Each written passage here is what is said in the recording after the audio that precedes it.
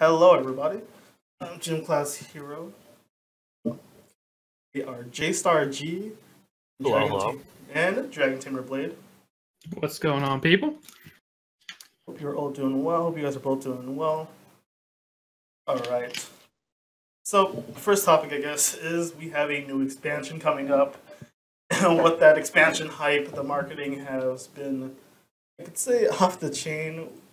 It was a bit about last podcast, so we're going to talk about things, not so much the marketing this time around, but maybe just kind of talk about the things they've done. Like the big one being Twitch drops. Now, Twitch drops have been pretty amazing. Someone who's won two Twitch drops myself, 600 gold and then 15k, gold gems, which for newer players, that is what we use to craft things. Craft cards, I should say. That's pretty huge, especially if you're a new player starting out and you already get 1,500 soul gems. That is a legendary and some change left over. That's actually really nice for just kicking back and relaxing and watching a stream. Yeah, and the thing is, we can already see it making a difference. I mean, it's today. I think it was the first day that it has gone live, and there was, I think, 600 people in Boom's Life channel, 1,000 people in CVH's channel. It is already 24 hours later making a tangible difference in viewership for Legends. It's huge. Absolutely. Blade, what's your thoughts on this? Just from watching, because something's kicking off. So I watch CVH usually when I get home from work, in between watching dinner or showering, and usually it's 150, 200 of us in there.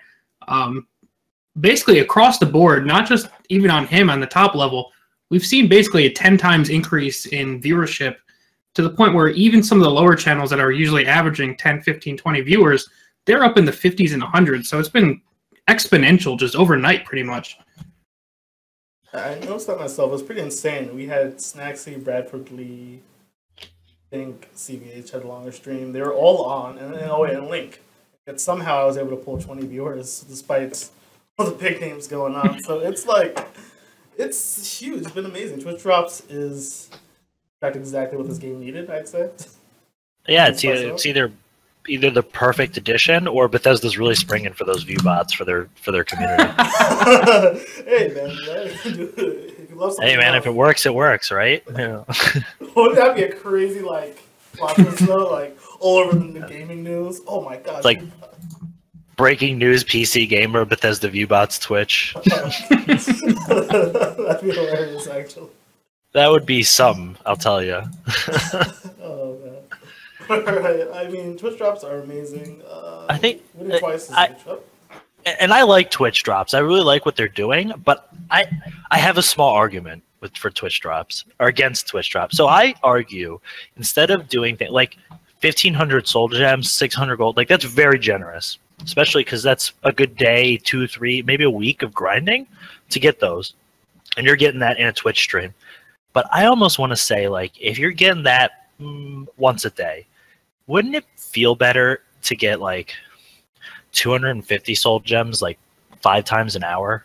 Even if you don't get it 5 times every hour, but just even if they made it smaller, but you're getting them more often, because then you feel like it's worth staying in streams and you're being rewarded more. And it's it's going to be really hard to switch back now that people are what? I don't get 600 gold anymore. But I feel like if they started in smaller increments and made the drop rate higher, it could be more successful. What do you guys think? You mean almost like a loyalty system? The longer, maybe not the longer you stay, but just more frequent. Yeah, more frequent. I mean, I've heard most people I think have gotten about 2 drops from, one maybe from the Bethesda stream in E3, and then maybe 1 today. I don't think people are getting multiple drops an hour. And I play other games that have Twitch drops where they're not as substantial prizes, but you're getting, if you watch a 4-hour stream, you might get 1, you might get none, you might get 4. But it's not all right, I'm probably just got my drop for the day. That's an excellent point. That's what I'm afraid of. It'll turn into, I got my drop for the day, I can get off Twitch. I don't think that's going to be the case, but for some people that is certainly going to be the case, if that's kind of the cadence that this is going to come in. So that's my only criticism, but overall I think it's a great program. It does feel like there's a cooldown overall, though, because from the people I've talked to pretty much, browsing the subreddit and stuff like that, I don't think I've seen anyone that's gotten maybe starting today, but going back to last night, I hadn't seen anyone that's gotten more than 2 drops. And obviously, up to last night, there was only 2 active days of Twitch drops. So it almost feels like once you do get your drop, it's almost like you're on a cooldown for 24 hours. I don't know if that's true or not, but it's almost, it might just be the drop rate is that distant that it feels that way.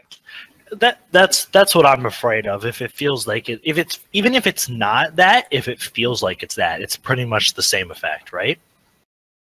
If people think I get it once every 24 hours, they'll leave after they get it. Mm-hmm. Especially right now, it's hot, it's new, so people are staying just to kind of figure out the system. I don't want people just, if they figure out what the pattern is, just bailing and having viewership just spike once everybody gets their drop for the day. Exactly. Yeah, that's actually an excellent point. I actually never thought about that. I assume that, I mean, right now there's the hype of Twitch drops. I assume it would wear off, but I never thought about people just kind of their daily drop. But I guess the counterpoint to that is they go the whole day without a drop, so I don't think many people would leave. That is true. They don't seem to be too frequent right now. I mean, frequent drops would be cool, or even maybe like a loyalty system, the longer if you've watched with a cap, of course with a cap, the longer if you've watched a TESL stream, you are rewarded with something, little extra, maybe tiers. The first time, maybe if you watched, the cap would be 10 hours. If you actually sat down for full 10 hours, you get a legendary.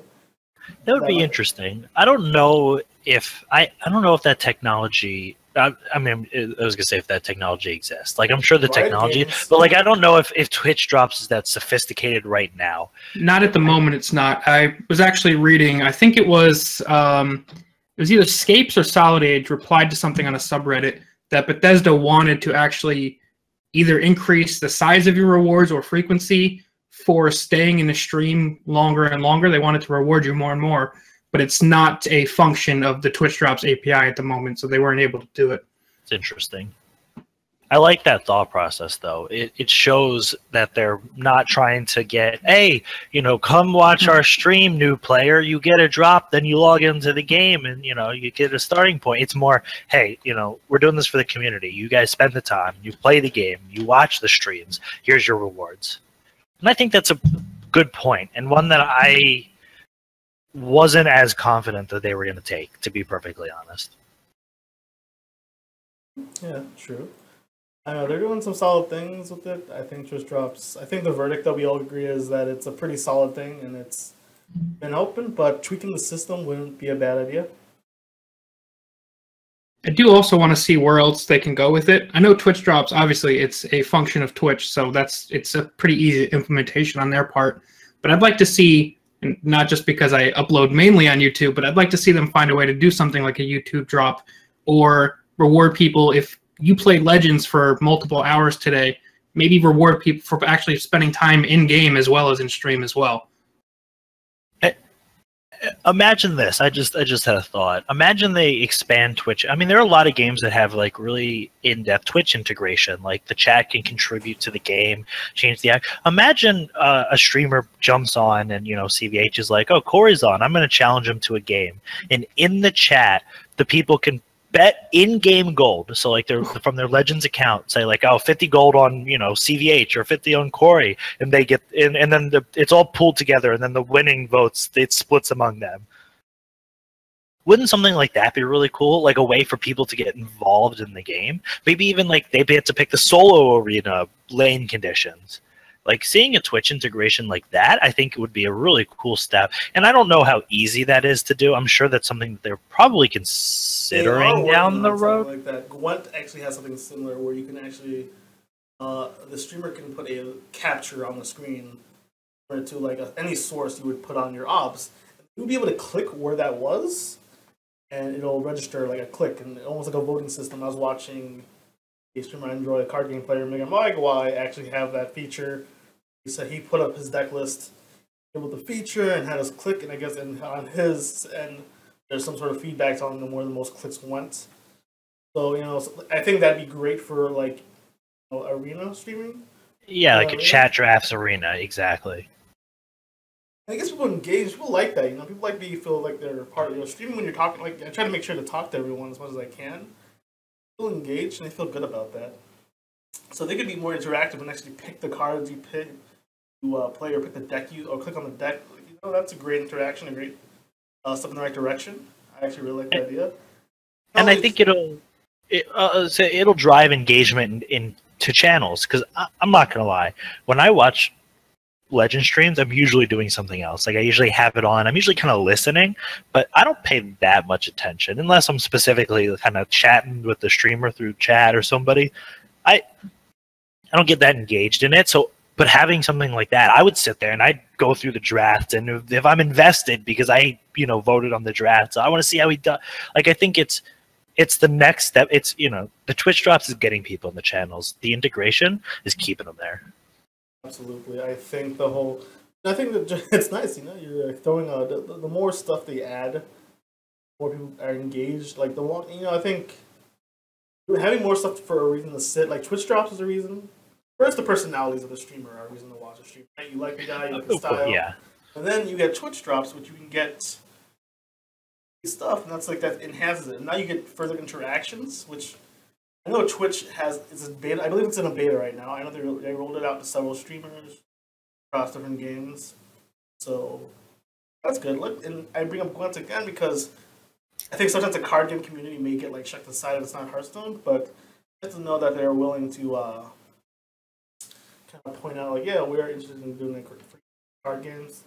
So that's the next big step, and I'm pretty confident Bethesda is aware of that. They already have some sort of plan for it. From what the last weeks or so with the Steam release and Twitch drops and all that, I think Bethesda is well aware of that feature and ready for it. Your guys' thoughts? Yeah, I agree. I think with all the, like you said, with all the announcements, it's really kind of shown that they're going in that direction.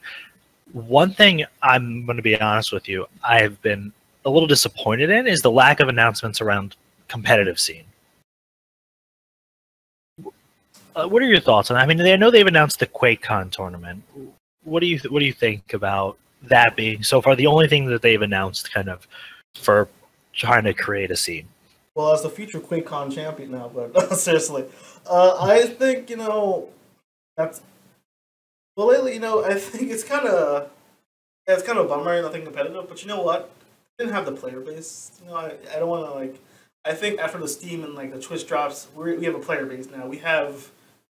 We're gonna want to watch these tournaments. I think they wanted the viewership before they went into it, as opposed to using the tournament to get the viewership. I think my concern is that they didn't have to say, and on whatever October 10th, or even no, I'm sorry, like not July 10th. We have the big whatever scene show. Like, they didn't have to say anything like, this is what we have coming up, this is what we have planned. What they needed to say is, hey, this is the future of the game. This is what the direction we want to go in. We want to create a competitive scene. To me, that would have been enough. All right, one thing I just want to note, Blade is actually having issues with his audio, so he's working on that. So if you're wondering why it's just me and JStar, just adjusting maybe a mic issue or something. But yeah, continuing on from that side note, I think now, like, for Gwent, one big tournament spiked their viewership insanely. I think one big Bethesda-backed tournament for Legends will surpass that even. I think they're just waiting for the right time. I don't think it's coming out this year. That could be wrong. I don't even think they necessarily need a big tournament, to be totally honest. I think they could do something really small with a set group of like Legends streamers or top-end Legends players. I think what they really need is they just need to so this is what I've been saying for a while. I guess I've said this on other times I've been on the podcast or on streaming. I think that they need to look at it as the 80-20 rule is going to be the case pretty much for the Legends. 80% of their revenue is going to come from 20% of their players, as I'm going to call them the whales.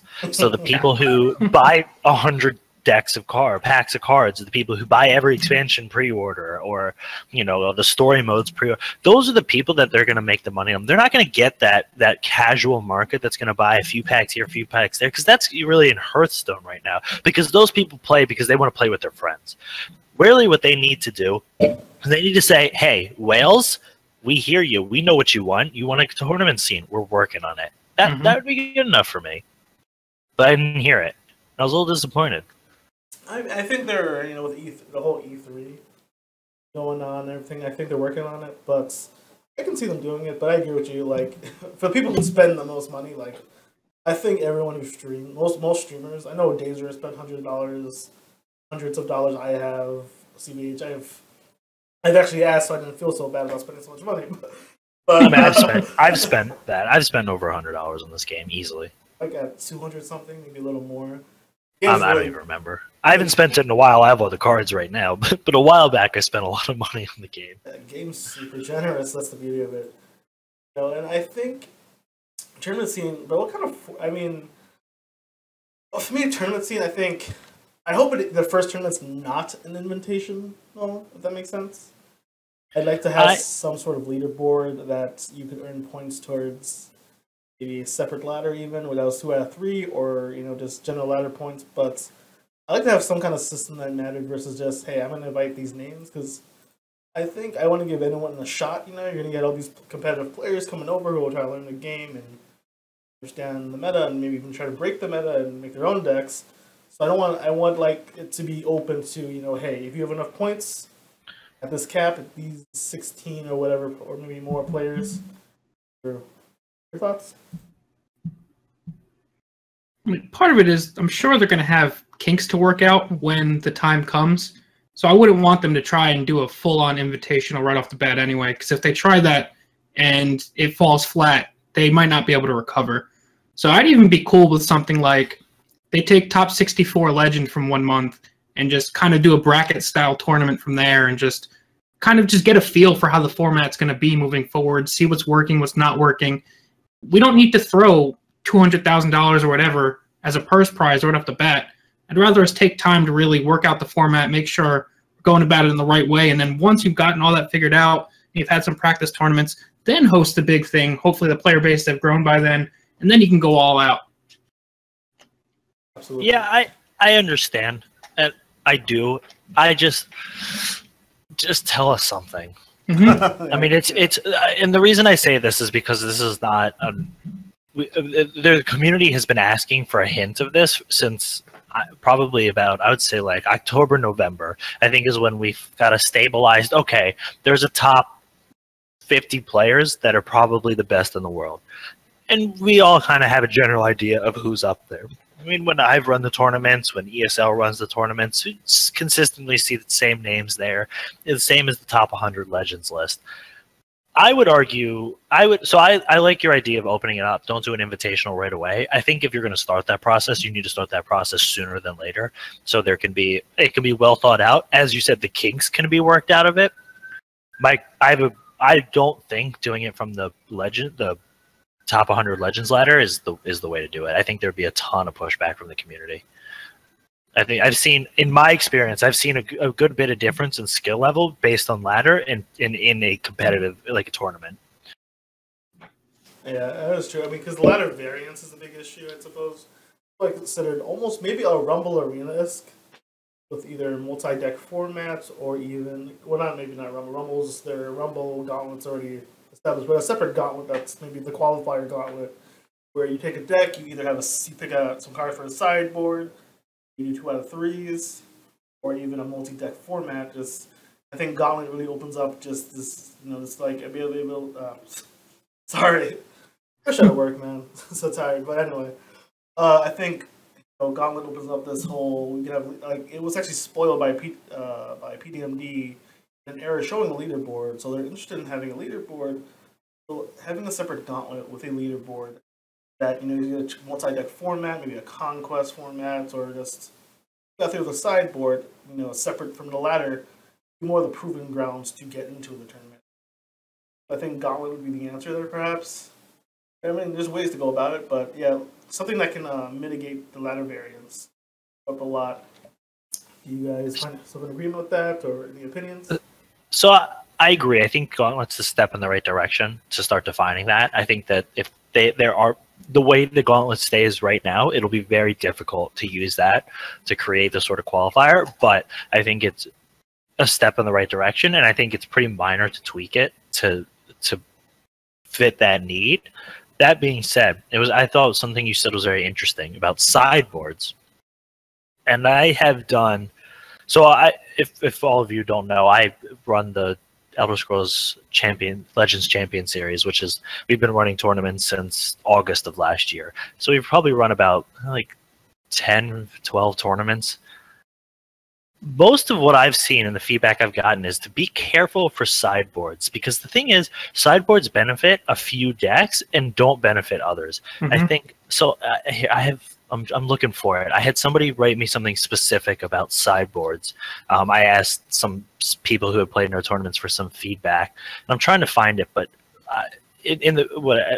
regardless, pretty much what they said is there are certain decks like a Merrick. Like, what are you gonna switch out or throw in? Like, that deck's pretty set. Where for control, if you know you're playing like a scout, you might take out your fireballs or something for a control mage, or so there are certain decks that are benefited way more for sideboards, so that might skew the competitive scene towards those decks. And I found that really interesting. I thought that was really pointed feedback, and I thought it was really well thought out in a way that I had not thought out that running the tournaments. So what are your thoughts on that? Sideboard's interesting because it's really dependent on the size. Too large of a sideboard, and honestly, I would say Mage just dominates every deck because it's tailored to be anything. Just about. That's kind of the same way how I feel about that. Is you take a deck, there's certain color combinations that just don't have the tools to be as flexible yet.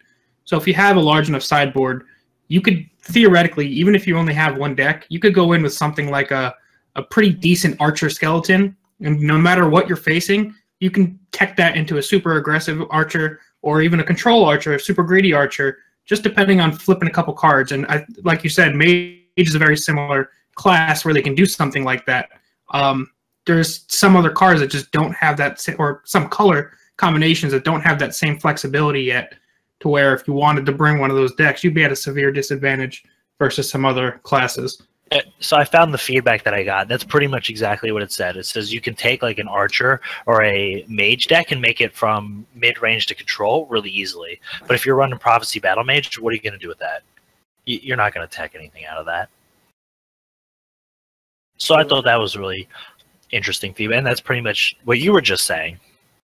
Yeah, I mean, that's the thing. Like sideboard enables things to be. It could be a good thing to have, but again, like I said, too big of a sideboard, Mage literally can just take against anything. You can be a more greedy Mage against a scout player, against a really aggressive deck, just teching all your prophecies. That becomes a problem because then people are going to have to play decks that can. It's going to be only the decks that can be changed that much. Of course, I mean, I guess like I can see the Merrick checking against the Mage, going from more of the combo-ish style to more mid-range. We haven't seen it in a few months, but there's a Blood Dragon version. But it's just, I think a multi-deck format is the superior format. As we discussed this, I think just having a Conquest or Last Man Standing works better in the situation because you kind of pick your decks. And you can't tech your deck just to crush everyone. Now I want to go back to sideboards for 1 second, because I just had a counter argument to my earlier one. Do you think adding the sideboard would enable different? Would we see different decks than on ladder that people create specifically that can be changed in different ways? Something that we like never seen before, like a convertible scout that can go really quickly from mid range to I don't know, maybe that already exists, but you know what I'm saying. Are we going to see something like brand new that would be like, oh, that's really interesting? If you flop 5 cards in that, it totally changes the deck. Something I've never seen before on ladder. That's the interesting thing. Sideboard doesn't. Not on ladder. With the sideboard in like a tournament, you wouldn't see that on ladder. Right. You wouldn't see this on ladder. That's what I'm saying. Like, that's a good point because people could now tech their deck. Now let's see. Scout typically has a rough time versus really fast decks before you can get all your stuff out. Now somebody could tech their deck with maybe like, something you'll see in Scout is Skulk Curse kind of deal. You can tech your cards. Right. Like you could take your Odiving out against a Crusader if you want and throw in, I don't know, another Fighter's Guild recruit. Exactly. Like you could actually tech it specifically. Yeah, I think a lot of things that would work a tournament deck versus a ladder deck would be very different things because sideboard in cards that normally like On a ladder, you know, it's a good mix of decks. This is the optimal for what I'm seeing today on ladder. So I'm trying to beat. I'm seeing 60% of my games are control decks. I'm trying to tech toward control. If I win 60% of my games, I climb. So with the tournament, though, I'm trying to beat this specific deck now. I need to tech my cards around and crushing this deck so I get, you know, sideboard. If you're a scout, you're probably pretty okay in the control mirror. So your sideboard probably is a little more concerned with the more aggressive decks out there that can't really you're hanging back and ramp up and big creatures fast strategy against because they're going to kill you too quick. You can start playing cards you normally wouldn't play. I think that is the beauty of a tournament setting with a sideboard. So that does enable that as well. So there are two good points there, good counter arguments towards each other. And Blade, what are your thoughts on that? I do think the sideboard format is something that will be more and more of an option as our card pool grows. I think where we're at currently, if we try to do something like that, I don't think it'd be so much drastic different decks. I think they'd wind up being more of what we're used to seeing, but with some more tech choices thrown in than we're used to. Just because at the moment there's so many cards that, or the colors just for the most part have staples. Whether you're running an aggressive or a control list, if you have blue, you're going to probably run 3 Firebolts, 3 Lightning Bolts. If you have yellow, you're probably running those 3 Javelins. There's so many staple cards at the moment. You're just going to kind of have some tech choices thrown in there. I don't think we have enough variety to really see those super flexible lists besides, like I said, in those couple colors. But I do think it's something that we're getting close to being able to pull off better. Absolutely. I was thinking something because speaking of weird sideboard decks though, one thing that's popped to mind is taking Jab out for Firestorm might be insane, but against Aggro Battle Mage, Firestorm often would just be a better card. You just typically don't put it in because you not see too much Aggro Battle Mage that day, and it won't help. But being able to switch that up is nice. I think there's a good point there. But other tournament formats is pulled when you come outside of sideboard. JstarG, I know you run a lot of tournaments and you're really into it. What format do you think would be optimal for Legends? So we run Conquest, and that was based off of a few different trials, a lot of feedback, and then pretty much we just picked it and stuck with it. But so far we've seen a lot of success for that. A lot of people really like Conquest. Occasionally we get the people who are like, no, Last Man Standing would be so much better because I lost, and so could you take the time to explain those formats for viewers who really Sure. So what we do is for our tournaments, you have to bring 2 decks with you. They have to be 2 separate classes, so you can't bring like a mid-range mage and a control mage. So you have to bring 2 classes of decks, and then what you do is each round is a best of 3. So you have to win with both decks. That's what's called the Conquest format. So you have to win with both decks. Now, if we were to do Last Man Standing, it would be the same. You would bring 2 decks, but if you lose with the deck, you have to play with the other deck. So let's say you lost the first game, you would have to win 2 in a row with your other deck. Now, we think that Conquest is probably the more strategic and the easier one to just kind of slip into for people who are new to the competitive scene. I mean, you bring your decks, you got to win with both. If you win with the first one, you got to play the second one, and then the other person gets to choose. It's kind of a comeback mechanic too, built into the format, which is something else that we liked to keep it kind of even. That way, you don't lose the first one, and your deck is still a bad matchup against whatever else he has. Or I think Last Man Standing is a lot more punishing than Conquest, so that's why we chose that. I think that was about all we've tried. We haven't done Swiss. ESL does that, and theirs is a best of 1 Swiss, and I've heard a lot of negative feedback on the best of 1, not on the Swiss specifically. And the way Swiss works is you play against somebody the first round, and then everyone's 1-0, half is 0-1, and you just keep playing against people with your same record until you lose 3 times, and then you're out, or until the end of, depending on how many people is how many rounds. And then there will always be one person at the end. I think that's whatever X and O, and that's the winner. So I've never run it. I played in them, so that's my understanding of it. I can't go into more specifics on that. So that one's more of a anybody can go against anyone. It's not a bracket format, so you don't have a specific path to the win. You just got to win every round. Yeah, it's almost like a round robin tournament where you play everyone in your pool. But this one's more of a bracket setting, isn't it? So, yeah, we've always done it bracket style. So we've always done single elimination, best of 3. And then for ours, actually, once we get to the semifinals, we make it best of 5. But you still have the 2 decks. So the way you do that is you have to win with both decks. And then, once you've won with both decks, your opponent gets to pick their matchup. So let's say you've gone up 2-0, and you have a Control Mage and a Merrick. And they think that their whatever deck they want to play matches up better against your Control Mage. They get to tell you to play Control Mage. If you win, you've won the series. You have 3 wins. If it comes to 2-2, if it comes to the 5th game, you both pick your own decks blindly. But the reason we did that is because that we thought was a fair way to do a best of 5 with only 2 decks and kind of conquest. It gives a comeback mechanic, and you don't get punished for falling behind. Makes it interesting. We did it that way. It also makes it interesting streaming wise too, and we cast those games, which is why we switch them to best of 5 and then add that kind of extra layer. That actually sounds like a lot of fun. Yeah, I like that. I like that style. Like I like to see something because people like to watch comebacks. His name is John C. Yeah, we originally came up with it kind of as a compromise of sorts. Like we wanted to do best of 5, but we really couldn't figure out like the best way to do it. And then I think we just were like, well, if we do it this way, then that person has the advantage, or do it this way. And then we figured this way, yeah, the person behind has the advantage, but so what? When it comes down to it, it's even on the final match that matters. So it just kind of keeps it interesting. And, you know, it's not always picking a really bad matchup. I mean, you might have brought 2 decks that match up pretty well against both of their decks. You know, so it's not always a hindrance, I guess, to the person ahead. Yeah, for sure.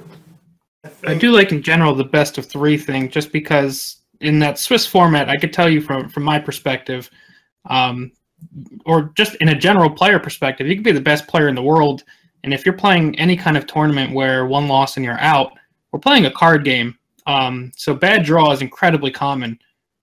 So basically being eliminated from an entire tournament just because the cards didn't draw your way one game would be a very demoralizing and frustrating way to have to get basically kicked out of a tournament for not even being able to play. I mean, I'll give you an example. I was playing in a tournament a little while back. It was just a small Swiss tournament. I think this was before ESL kicked off. And I was against Boom's Life in the first round. And Boom's Life is 100% a better Legends player than me, with no doubt in my mind. I mean, he's a top consistent Legend. He plays a lot more than me. He has a lot better decks. I was running for fun, a Silence Warrior with, like, imprisoned Death Lords and, like, siege catapults. And you know what? I hit. I had an imprisoned Death Lord silence on turn 4. And I won. But, like, for Booms, that's ridiculous. Like, I mean, it was hysterical. He was streaming, like, like, it wasn't a big deal. But, like, in a real scenario with real stakes on the line, could you imagine? So that's one of the reasons we keep it best of 3. Because then, you know, if it was best of 3, he would have come back and kicked that deck's butt the next 2 games. Because it was a terrible deck. It was just, you know, had that one really fun combo, and I hit it.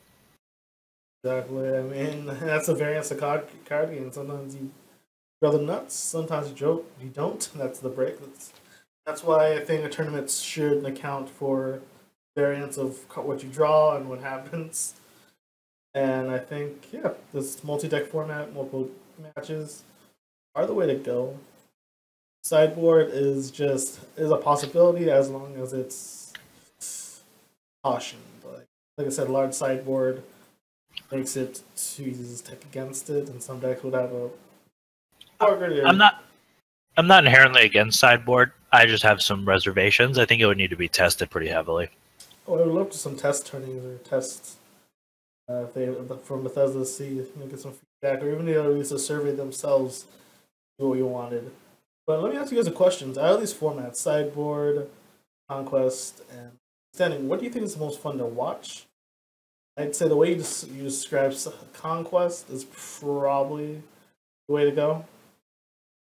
I think that'd be the most exciting because, especially with picking your opponent's deck, I think they have something like that would be, makes it a little more, high stakes, especially for a person who's like down 2-0. And you want to see the game keep going, especially like a finals game, Yeah, exactly. And we found that that's a pretty fun way to do it. Now, we've had a lot of different kind of matches that we've streamed. We've had some that were 30-minute 3-0 beatdowns with aggro decks, and I've had some that are best of 5 control mage mirror matchups that literally go on for like an hour and a half. I've streamed both of them.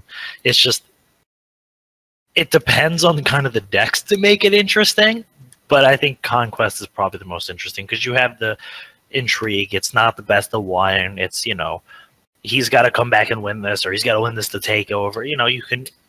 I think it's easier to cheer on who you want to win in a Conquest and be more invested in it than some of the other ones. I do like that the Conquest mode doesn't take the deck out of your hands until you've succeeded with it. Because I haven't taken place in any of these tournaments personally, but hearing the comparison between Conquest and the last deck standing or whatever it was, you could basically, let's say my best deck is Control Mage, and I may take Control Mage, and you may pick whatever is a terrible matchup for my deck. If I lose that first match, I'm losing my best deck right off the bat, and my Control Mage may match up great against your other decks, but now it's eliminated from the tournament. Just basically, not quite a coin flip, but we both chose something, and I chose wrong without really having knowledge of what you were choosing there. So I like that the Conquest mode, yeah, I may choose wrong right off the bat, but my best deck's still in my hands, and I can ride that to victory or to defeat if I want to keep riding that deck. Obviously, if you win, you have to switch it up, but I like that you don't take the deck out of somebody's hands prematurely. I agree. That's why we went with Conquest. So to give you guys a little bit of background, I had zero background in card games and competitive card games before I started running the tournaments for Legends. I came in knowing, like, I follow some other esports, some MOBAs, but like I have like a really traditional sports background. So I think I came in kind of with a different mindset than maybe some other people who would come in and run these tournaments. And I just thought to myself, like, why would you want to lose a deck that you lost? Like, why not be able to use it again? Like, that just doesn't make sense to me. It doesn't sound like fun or fair. If you lose your best deck right off the bat, then what do? You might be like, oh, I know I'm in trouble. But in Conquest, you're like, I can always come back. I always got a chance. So to me, that's why that is more exciting. Absolutely. So I think we've talked about the tournaments that we'd like to see. And we had an awesome discussion about that. Definitely enlightened myself about, I thought maybe a little more open, to sideboard. But maybe we can make our own. They can make their own format. Hey, combine the two, but that's the time for us to decide. Oh, we got some revealed cards that's it's like they're getting bold, and I'm getting very excited for some mechanics. So I guess we'll go. Let's see. I have an article. I'll try to link this all in the description of the video, and for the viewers, let me read the article really quick. I think I already beat you to it. Nicely done. I'm posting it anyway out of pride. Yeah, so let's see. The top of this, Unrelenting Force. So here's our newest kind of shouts that evolve when you put 3 copies in your deck. Every time you draw a copy, it's stronger. Unrelenting Force, for instance, is a 3-cost card that's almost a weaker. Level 1's actually a weaker cast out. Mm-hmm. It's only a 3 power or less creature will cast out hits anything and its prophecy. However, level 2 evolves, and now you can summon any creature. So it's about the same as having cast out in your hand. And then 3, being able to cast out all creatures in the lane. Great, and this evolving mechanic, we saw it with Skeever. Actually, we follow the Dark Brotherhood expansion where every time you draw it, it gets a bit stronger, and they. So, is it when you draw it, it gets stronger, or when you play it, it gets stronger? Okay. You have to, play it. So you can't just like be sitting on 3 Unrelenting Forces that are all of a sudden unsummon entire lanes. You got to play one, then play the other, and then okay. Because if you could do that, that would be That'd be something else. Stall the game until you get all three, and then Yeah, it's like he's got 3 cards left. I wonder what he has. Good thing I have a full board. Wait, what? No. But I think that's just such an intriguing mechanic that that power building. It's thematically it's beautiful because it's like talking the key, the words of power in Skyrim, Dragon Shouts, and I think gameplay perspective that's a very fun mechanic. Especially for if you play some slower decks, being able to draw something like this. Probably fit in a combo mid-range decks too, which is nice, giving them more tools and diversifying what each deck can do. It's always been nice. I'm really excited about this mechanic. I can't wait to see more. Now, I thought I read somewhere that this was a keyword mechanic, and I don't understand how that would be the case, unless if a card gets buffed by shouts, that's a keyword. Because I think that was I want to say that was in the original Bethesda article that said there's a new keyword, shouts. I think it's classified by that bar right above the description text. It says shout level 1. Well, they're treating it like a keyword because I'm assuming with this expansion, they're going to have some sort of cards for fishing shouts from your deck. So they had to make shout a keyword because they couldn't just say fish an action from your deck. So I think that's what they mean by keyword is this is a distinct type of action. I see. That makes a lot of sense. I was really excited to add shouts to my keywords deck. I think given it was much before, but giving keywords to actions diversify the game.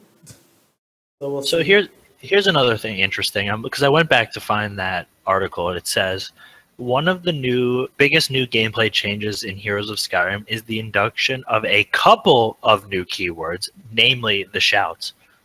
So it sounds like there are other keywords that are coming. Have any of the other cards that have been announced mentioned any other keywords, or is that something that they still haven't gotten through? There is that. I lost the link to the article, but the battle in the sky, or whatever it was, battle for the mountaintop. I think they're counting battle as a keyword now as well. Oh, the duel atop the world. Yes, it is bold. That is a good point. Now that's interesting. If there's a card when you summon it to the field, it picks an opponent. Now, it's almost like a pilfer, but battle. It's almost like a swift strike is the way we were kind of thinking about it. That you can use it to attack a second time. True. I wonder if it's you play a picture with battle and you pick an opponent's picture against the fight, which is nice, especially for control. Well, this one specifically targets the opponent's most powerful creature. Yeah. So in this one, you don't get to choose. So I wonder if that's going to be a part of the mechanic. Maybe one of them says battle any creature, or if it's always battle the most powerful or the weakest, or a warded creature, or battle stealth creature, or something like that. Would be excellent, battle. Yeah, I think that's where they're going. I think kind of like pilfer is pilfer, then the text afterwards. The battle, then the text afterwards. So battle, creature, and cover. Pilfer is not a keyword, though. Fun fact. True, it kind of is, but it doesn't. So when I think keyword, so the reason I think this way is because it's cards or keywords that specifically get affected by Battle Reeve, which gives +1/+1 for every keyword that's on a creature. Pilfer does not give +1/+1 for that. So it is a mechanic, but it is not that sort of keyword. So I wonder if battle sounds similar to pilfer.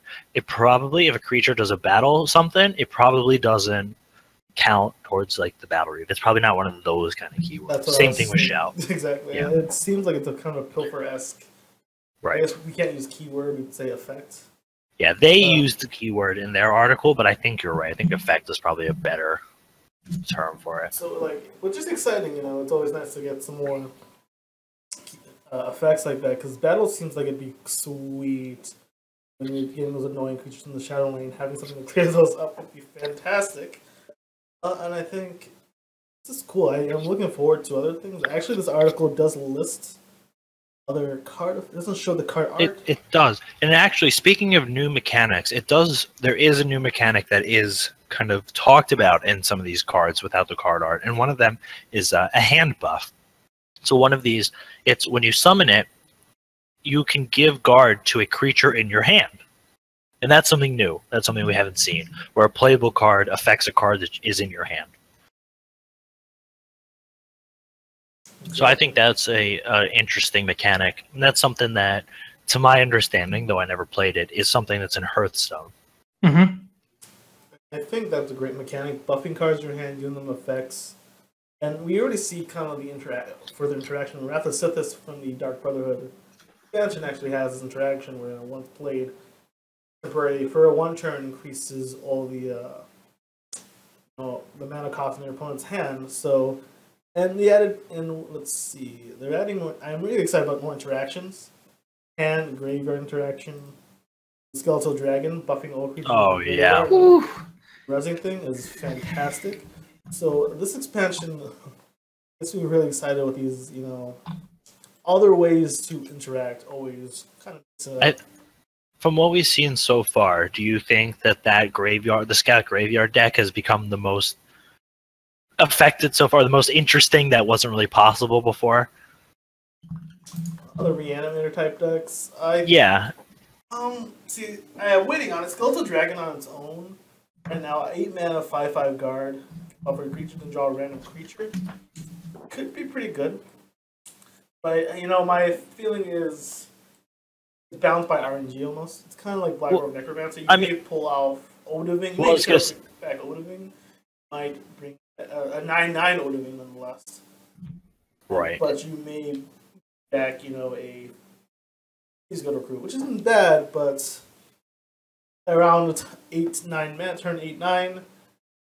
The effect may be limited for your 8 mana 5/5, but it does give 2/2, and it does combo with other dedicated decks.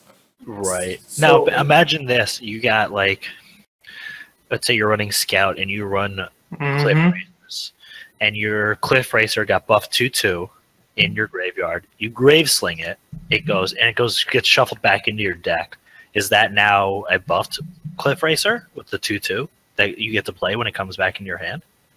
That's a curious interaction. I would imagine so, because it's gotten buffed and it didn't get discarded or it got shuffled back into your hand as it was just played. Right?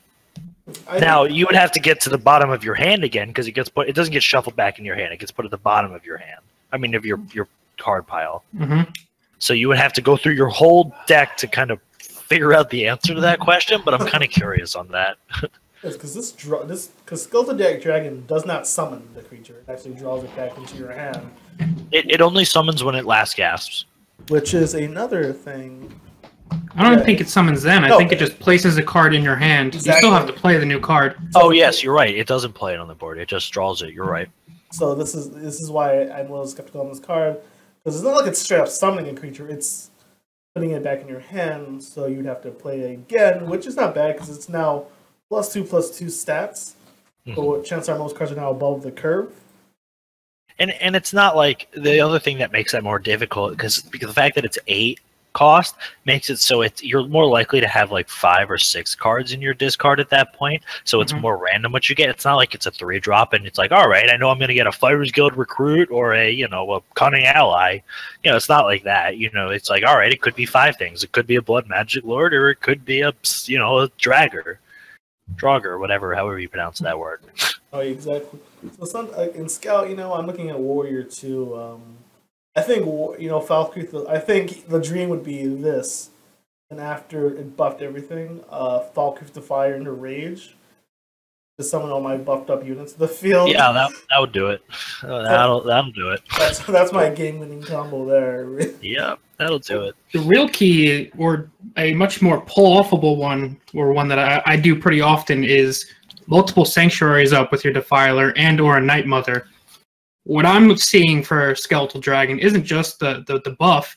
It's if you play Skeletal Dragon and it winds up dying, you buffed your graveyard. If you can swing with a Defiler and have a couple Brotherhood Sanctuaries out, you can pull that Skeletal Dragon back out to still buff your graveyard, and then pull cards of your choosing back onto the field from your discard pile.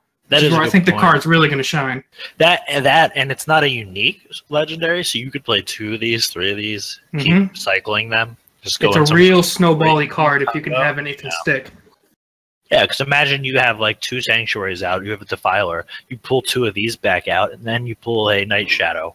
Your Night Shadow is then what? Because it would have been buffed twice, you would pull it back out. It would be plus Buff 4 plus, times. it'd be 4, plus right? 9. It would be 14, 13. Oh, yeah. Woof. Now, to play 2 of these, to bring them both back out again, to get the... that's a little bit...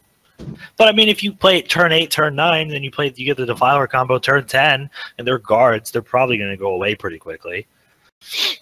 I don't know. Sounds a little snowbally.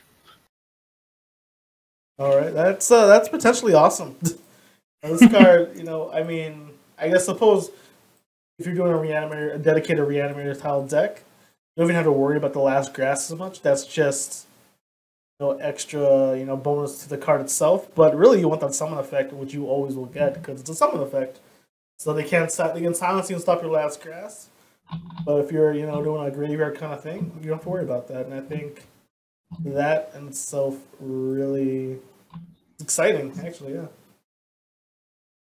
So let's see what else we got here. How do we pronounce this? Brian Jolf? Brynolf. Oh, that's a Y. I think it's like Brynolf. Yeah, Brynolf. Brynolf. Like a Y in that. Brynolf. This made me really happy because they are supporting current archetypes as well. Mm-hmm. Pilfer Monk is one that currently struggles on the ladder. And now having something that synergizes further with that, granting a ramp effect even. So, Brynolf. When a friendly creature... let me read out what it is. It's a 5-mana 4/4 drain. Friendly creature pilfers or drains, gain +1 magic at this turn. It's pretty awesome to give some ramp to pilfer to get your bigger creatures out. Go faster, or if you're in the position to flood the board. I'd like to test this card out with something like Torval Crook and Master of Thieves. Oh my god. Torval Crook, man. So imagine you play... Well, I guess this is a 5-drop, so you would have to play... Well, let's say you play Torval turn 4, then you get this turn 5, and you still have your Torval up with a... maybe you put the Thieves on 3. Huh. You have 2, 4, 6, 7... No, 5, 6 plus, so that makes it... If you play this on turn 5, and you have the Torval Crook and the Master Davis, you're at 11 for that turn. You have 11 magic to use that turn. Which means you can then play all your cut purses and your whatever the 3/2 one is. I always forget the name of that one. And then you can play all your other pilfers, and then if they can't get rid of it, game over. Exactly. I guess this lets pilfer put more pressure, which is just great. It's kind of a aggressive deck. So aggressive deck being granted the power to do more pressure. Nice, and maybe mid-range monk can be a thing. I tested that myself actually with the new monthly card that came out. So this would be great in that deck. So I may be more willing to toss in the pilfer cards now. Okay. Hear me out on this. This is going to sound ridiculous, but I'll explain. You know what's a really good synergy with this card? A Wabbajack. Now wait. I know what you're thinking. Wait, what? Why is that? Okay. So I have used a Wabbajack. So I don't know if you know this. I like the Wabbajack. I keep track of every time I use it. So I've used the Wabbajack 1,158 times. Okay, this guy Wabbajacks. Of all of the cards besides the Sweet Roll, the Torval Crook is the one that has come up the most times. Now it's come up 11 times, which is like what, 0.01%? But still, or 1%, whatever it is. It's still the most common. No other card has shown up more than 9 times. And that one showed up 11. So I don't know if that means like Torval Crook's the most common card that you can get from Wabbajack, but from my large sample size, for me, it has been. So, I mean, you have like a 1% chance to have a super good synergy with Brynolf. Sometimes you gotta go for a high roll, and high roll. That's what I'm saying. I mean, you can hit it. It's possible. The next turn, we'll have another creature and get the Master of Thieves, and then you're just... Or the Protector of Maine, and you just... Game over. And your opponent just like, you know what? I think I'm done playing today. Yeah, I think that's probably what I would do. Just like delete System 32 at that point. Yeah, precisely. Like, you know what? That's enough Legends for the walk off. But yeah, I think that's 11,000 times. Jesus Christ. What? I'm a fan of Wabbajack. What can I say? No, I'm not gonna lie. Not every one of those is been like me using, like if I'm playing against somebody with a Wabbajack, I'll keep track of theirs too.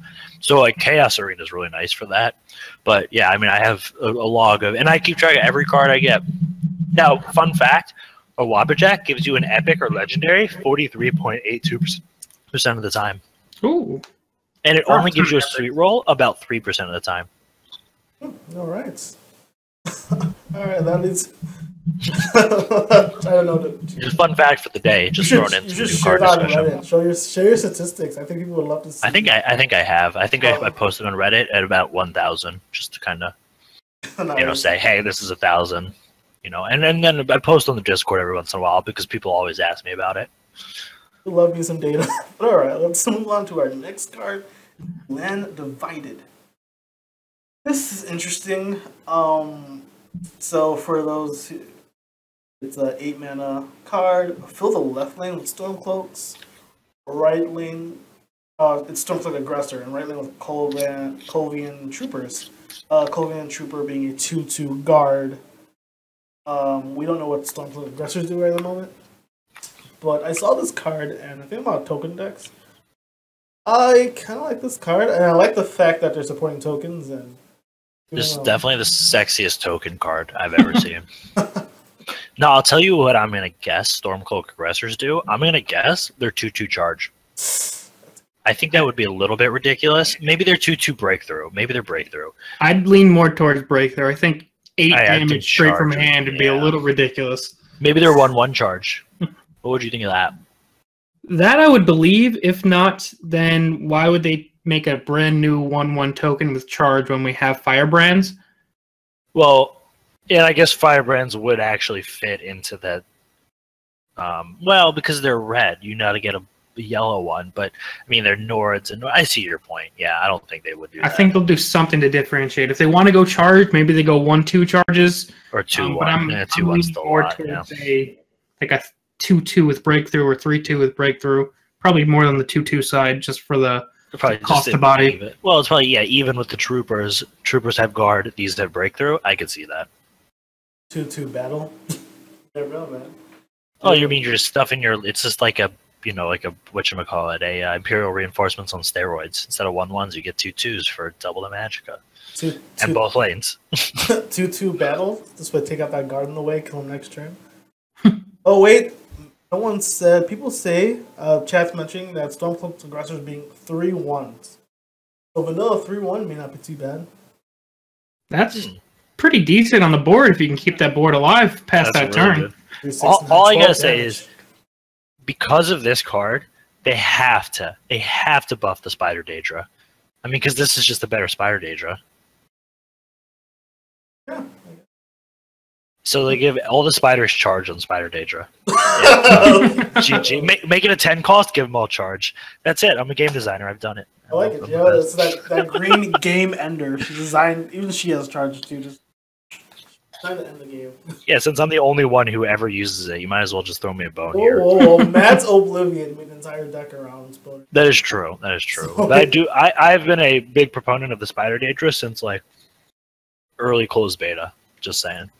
If we get a couple more bodies that can silence, I could see Spider Daedra not ever being great, but being more than trash at some point. So I'll argue with you that it's already great. It's just misused. I mean, it's 18 damage out of hand for 8 magicka. It's just that last gasp that kills me. Yeah, I mean, you can silence it, or you can just, pray. That's what I do. It's like, if they can't kill my Spider Daedra, I win the game. You know what the best way to keep the last gas from going off? Wabbajack the head Daedra. That is true.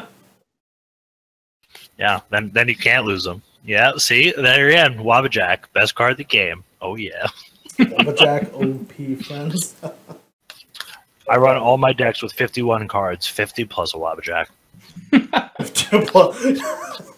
Can't cut anything, but can't cut the Wabba either, so we're gonna... Can't cut the Wabba.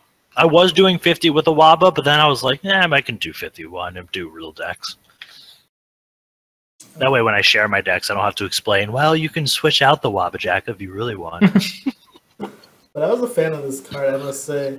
Just because I wouldn't run it as a 3L, maybe a 1, maybe a 2L, but definitely 1. I think token decks, when you're on turn 8, a quick reload card, just fill the board up and like go for that final hurrah push. Fantastic. Yeah, I think this is really good too. If you're trying to flood the board and then you have like a, whatchamacallit, a Legionnaire, need to heal up. You know, you have a good board. You might lose a couple of them. Throw in a Legionnaire, you're healed. You got a stacked board, you're going to win the game. Plus, you got to assume if you're playing tokens, you're probably playing something like a Spell Sword. At turn 8, you probably have a Divine Forever up, at least one. And if you manage to have something like a Bruma Armorer or the 5th Legion Trainer, and you drop these things, and you're getting, if you have a Bruma Armorer, you're getting 3/3s, plus your Divine Forever buff. Like, there's some ridiculous things you can start have happening. And like a Mundus Stone too.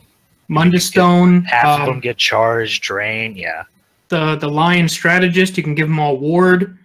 Oh my god. Yeah, this is you know, it's a token card, but it's a pretty solid token card. It fills a top end need for token that I think was only really supplied by like a Bone Daddy, but I think this is definitely a needed card besides the Bone Daddy for the top end on the token. Yeah, they needed a late game reloader to go along with Colossus, just because you can't always have them, and sometimes they get wiped. You need something else. Yeah, Colossus. That's what I said. Honestly, there's a grindy Imperial Knight Spellsword deck that has more control-y. I'd love to try this in. You know, this token control deck. It was played quite a few months. I know Switty and Bradford Lee played it. I think that this card could, you know, kind of revitalize that, because one side, the Shadow Lane being filled with guards is fantastic. Then having your opponent have to play against 3/1s, you don't care about trading. And if I have a Necromancer's Element, I'm healing for 1 every time I go through one of those. So even if, you know, it's like... Or a Grim Champion. Don't forget that. Whew. Oh, jeez, yeah. That would be really fun to play with the 3 guards next to it. Mm-hmm. Or a Disciple of Nimira. There are a lot of cards that this can go really well with, actually. But especially with the guards. This is almost like trying to set up trades that are favorable to you. With the Necro Amulet, with the, you know, Grim Champion, Tullius. You can do some really good stuff with this card, I think. Moving on to, I think we gotta put this card. We are getting past that hour. Looks like we're gonna go a little over. I'll try to get the... I may have to do some more card reviews for the ones without picks, but let's do get to the last 2 that were revealed. We have College of Winterhold and Ulfric. I guess we'll talk about Ulfric first, because he kind of goes with that new mechanic of shouts. Ulfric Stormcloak is a 5-mana, 6/5 guard. I killed in Skyrim now, but breakthrough when you play a shouts. When you play a shout, draw a random Nord from your deck. I like that Nords are getting some more tribal synergy. I hope that the other races also get this. But, you know, he's a red card with Nords, so Grand Crusader would be great playing a shout and drawing. Deck thinning and adding to your hand an aggressive strategy is fantastic. I think this card, and synergize with a new mechanic, also just is great. And what would you guys think of that? Here's my concern. I think, Dragon, I think you said this earlier, that somebody said, I think Miracon, there will be a shout for each class, or for each color. So if there's one shout for each color, does that mean for him to synergize, it has to either be that Unrelenting Force shout, plus whatever the other one is in the deck. That's 3 Magic. I mean, you got to play this, and then you could play, I guess, 2 of those the next turn. I mean, it's just, I think it's decent synergy, but I mean, you could be trying to cast out a card to get that extra Nord, but you know, it could be something you want to trade with Breakthrough, or it might not be something worth casting out. And honestly, you're gonna get your Nord Firebrands like 5 times out of 10, drawing them through Ulfric. It's just, that's the way it's gonna be. I don't know why. It's just every time RNG is gonna give you those Firebrands. So that's where I think I'd use him, is to not rely on the random. So let's say Control Crusader ever becomes a thing. I'm having Ulfric in my deck to make sure I can pull Marok, because he's such a late game finisher. If that's the only other Nord in your deck, your shout's guaranteeing Marok. Or if you're something more mid-range, you can pull Hafengar Marauder, guaranteed if you want to. Oh, Christ. Yeah, you can't pull Marauder with this card, isn't he? He's a Nord. Yeah, you're going to pull Marauder with this card. You're going to pull some good stuff with this card, but I can't imagine attacking a deck where you only pull a specific Nord. Because if you're running Strength deck, you're going to want Nords in it. Because you're going to want, I mean, even Crusader, you're going to want an East March Crusader. That's a Nord. You got to have that card in that deck. You could even pack it just with the good ones, though. East March Crusader, Tier, Marauder, Maroc. Yeah. No matter what you get, it's good. There you go. That works for me. And then what is the whatchamacallit? What's the 6-drop? Gives you the 2 cards when you're ahead. Is that a Nord? I can't remember. Yep, Jarl. Jarl is a Jarl. Nord.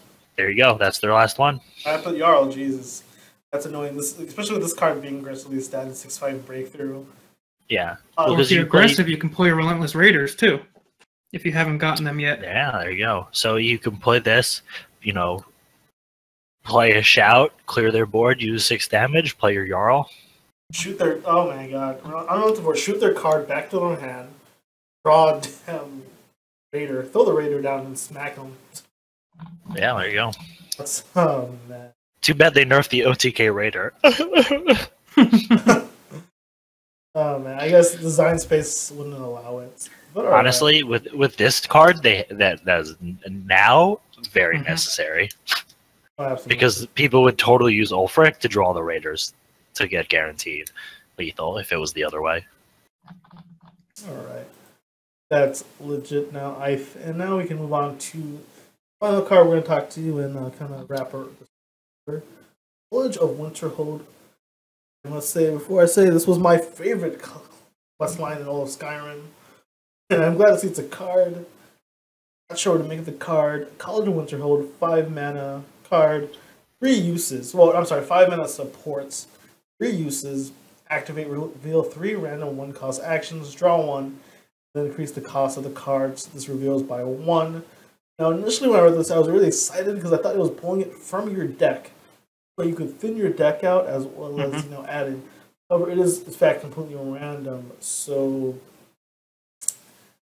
that makes it harder to build around, and it could be support, but it's in blue. And I mean, when you're trying to generate value in a blue deck, I think there's enough there. You know, if I want a Schemer, Tome, Daggerfall. This could be potentially maybe an action assassin list when you just want more actions or something. And then on turn 5, throwing this down and losing tempo. I'll tell you why I don't think this would work in Action Assassin at all. One word. Fireball. Imagine this. You have a hand with Cunning Allies, Fireballs. You play this. You don't even select it. It just gets revealed. Does that mean all your Fireballs are now 2 cost? No, it That's doesn't. what it would suggest on the tag. It doesn't increase the cost. So when it says increase the cost of the cards this reveals by 1. Yeah, so next time you'll reveal a 2-cost spell. It's like it won't turn your 1 cost into a 2-cost. Oh, of course. Duh. So never mind me. I read it wrong. That'd just be a horrible card. That's what I was saying. I'm like, that's so much anti-synergy with Fireball. Like, you're gonna get screwed. I mean, yeah, okay, that makes sense. I still think it's a meh card. Action Assassin probably could value it because you want to pull some cheap actions to try and finish with your Hex Mage or something like that. The one case, and this is an incredibly fringe case, so I wouldn't count this as being quote-unquote the meta, but if you manage to lay this down and survive for a couple turns, and then you lay down I think it's the Tower Alchemist, where you don't have to destroy the support, and you can start grabbing 4, 5, 6 cost actions, that's where this thing can shine. But obviously Tower that's Alchemist. Also, Mage's Guild Retreat, because you're getting the cheap ones, you know, guaranteed. So you're going to get those Atronauts. Support Mage, Dream. So yeah, Support Mage, I'm down. Sounds like fun. Actually, not going to lie, I've run support decks before. Usually as Crusader, though. Because, God, if you're running the Mystic, you're drawing supports, you got to have Gladiator Arenas. Because, you know, why not? So, I run it usually as Crusader, but I'll definitely switch to Mage for a card like this. I'll give it a shot. I think the fact that one saving grace for it before I completely bash it is it does reveal 3 cards to choose from. So, I mean, the percentage of getting like a Shadow Shift or even Blackmail, something you want, not so bad. is And up I've checked the one cost. There's only like 10 or 11, and more than half of them are good. So you have a good chance of drawing your Firebolt, Shadow Shift. Some of the worst ones are something like Imprison, which even isn't terrible, but that's basically low rolling this card. Arrow to the knee, rapid shot. Even those are decent. Like those are all situational, sure, but that's the thing. You get the choice. So you could say, "Oh, I really need a shackle. Good thing there's an Imprison there." Yeah, and if you're pulling 3 out of a possible 11, if Shackle's what you need, if that's your out, you have a decent chance of finding Arrow to the knee or Imprison because you have 3 out of 11. Yeah, I was studying at the College of Winterholm, then I got an arrow to the knee. Exactly. I'm just waiting for the dream of on 2 mana, play this, and you just get 3 Moment of Clarities as your choices. So you just endless cycle of picking. So you get a Moment of Clarity, and then your Moment of Clarity gives you another College of Winterholm. So then you can just keep doing it. So then when that next one gets to 2, you get another Moment of Clarity, and then okay, I like it. I'm a fan. Infinite College of Winterholds. Too bad you can't Wabbajack a College of Winterhold. We're studying hard, boys. All right. Wabbajack and JstarG, though, I'm looking forward to seeing what that card's gonna be. Oh my God, JstarG! I love that guy. Oh yeah, that guy's the best. All right. So I think we are solid here. We touch upon the bases. We as well got to some cards. Your thoughts, JstarG and DragonTamerBlayde. I really appreciate you guys coming out. Were there any final thoughts you may have had? Well, I wanted to first of all thank you for having me. If you all don't know, I help run the kind of currently on hiatus Elder Scrolls Legends Champion Series, or TCS. You can find us on Twitter or on Twitch at TESL Champion Series. So give us a follow. Definitely do that. You can link it in the chat if you'd like. Oh, that sounds like so much work, though. All right. Fair enough. And DragonTamer, any final thoughts? Again, thank you very much for having me. DragonTamerBlayde on the YouTubes, DTBlayde on the Twitter. Again, this was fun. It was my first ever podcast. I'd love to do it again sometime. Hopefully, it swings back around my way. For sure, for sure. Thank you for joining me. I will be linking their both guys' information in the video, and this weekend I plan to take some time to rip the audio and this is on some feeds. Again, thank you all for listening, and those who joined us live. You all have a great day.